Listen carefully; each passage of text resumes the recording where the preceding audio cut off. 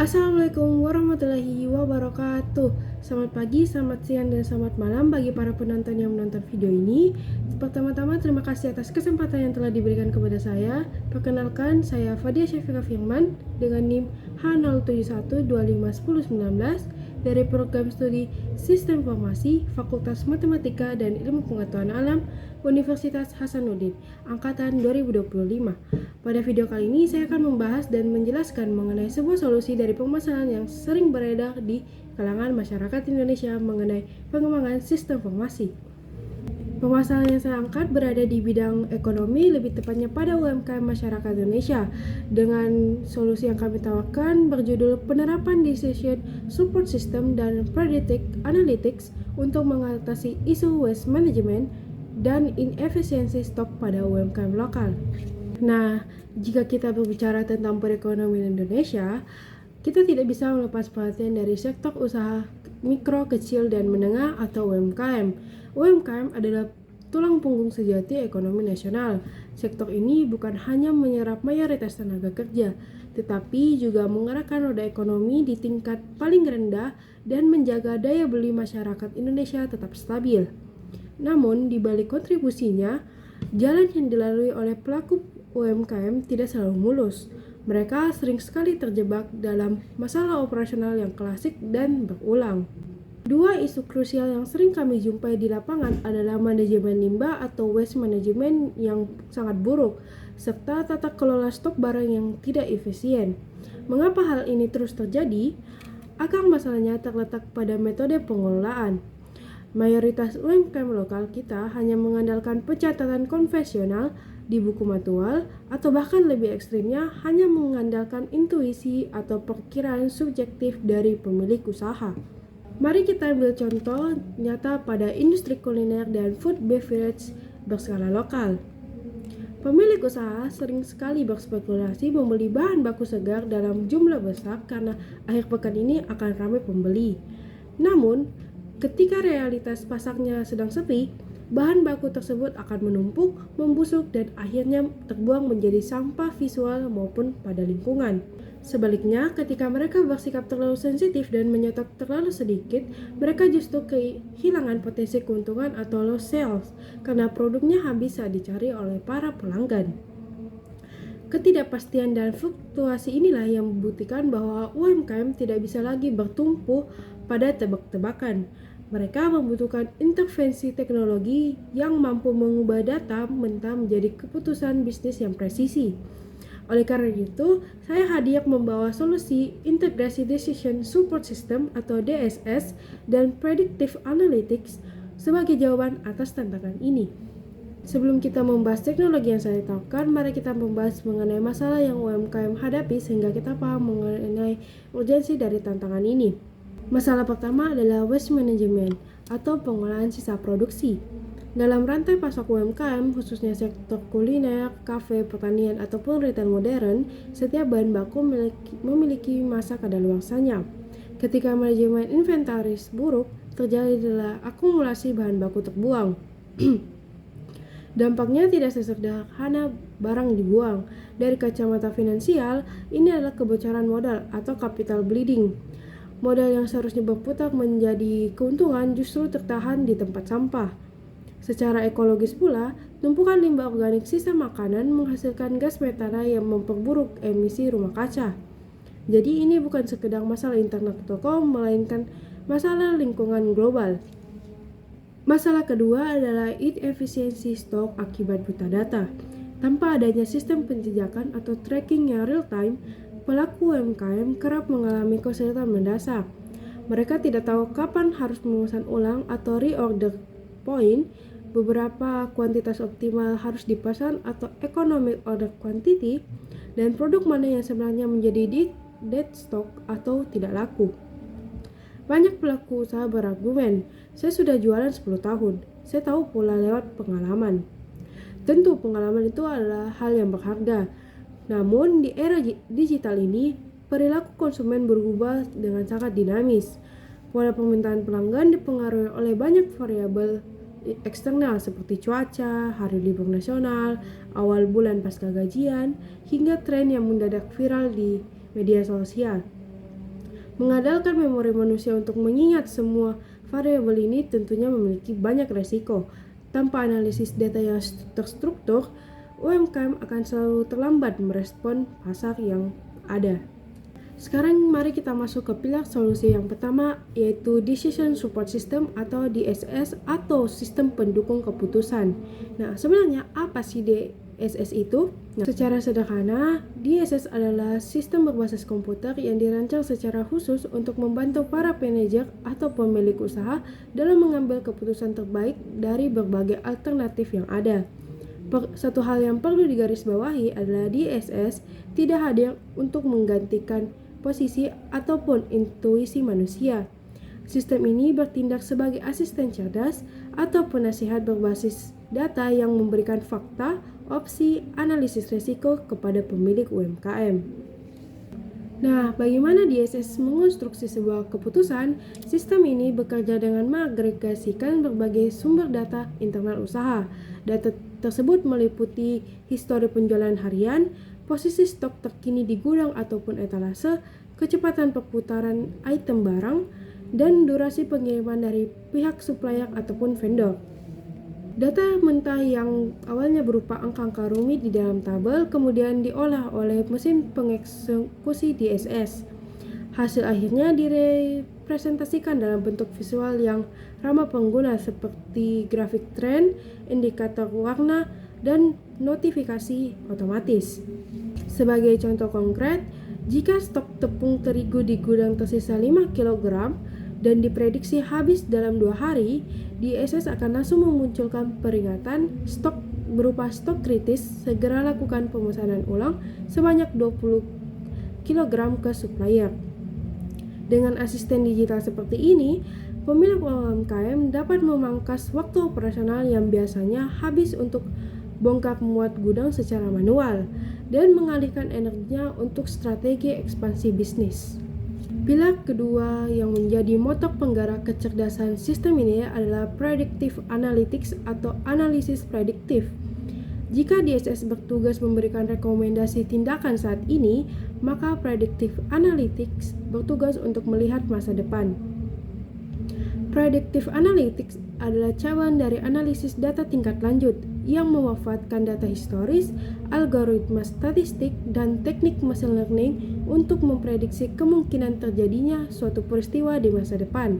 Teknologi ini telah sukses diterapkan pada beberapa perusahaan raksasa, dan misi saya adalah membawa kekuatan teknologi ini agar dapat dijangkau oleh para pemilik UMKM. Di dalam ekosistem UMKM, kemampuan memprediksi adalah kunci kemenangan pasar. Mesin prediktif ini akan membaca rekam jejak penjualan di masa lalu untuk menentukan pola tersembunyi dari penjualan. Misalnya, mari kita bedah pola operasional sebuah toko roti lokal. Jika data penjualan selama 2 tahun terakhir dimasukkan ke dalam sistem, Predictive Analytics mampu mendeteksi bahwa yang pertama, setiap minggu ketiga bulan, penjualan roti gandum naik sebesar 35%. Yang kedua, ketika curah hujan tinggi, permintaan kue basah menurun, namun permintaan roti panggang meningkat. Yang ketiga, menjelang hari raya, preferensi konsumen bergeser ke produk kue kering.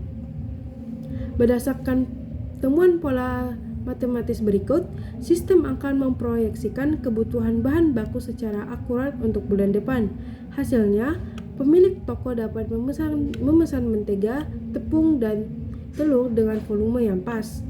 Tidak lagi ada cerita bahwa bahan baku kadaluarsa karena terlalu lama mengendap di gudang, dan tidak ada lagi konsumen yang kecewa karena kehabisan varian roti favorit mereka. Selanjutnya yaitu bagaimana kedua teknologi ini dapat melebur menjadi satu kesatuan aplikasi yang fungsional bagi UMKM. Mari kita bedah alur kerjanya langkah demi langkah. Pada langkah pertama, yakni data ingestion atau pengumpulan data. Proses ini dimulai dari lini terdepan bisnis, yaitu pada aplikasi kasir atau point of sale. Setiap kali ada transaksi penjualan, pengurangan stok bahan baku, atau barang masuk dari supplier, data tersebut secara otomatis tersinkronisasi ke dalam database yang telah tersedia. Data yang bersih dan terstruktur menjadi modal utama proses ini.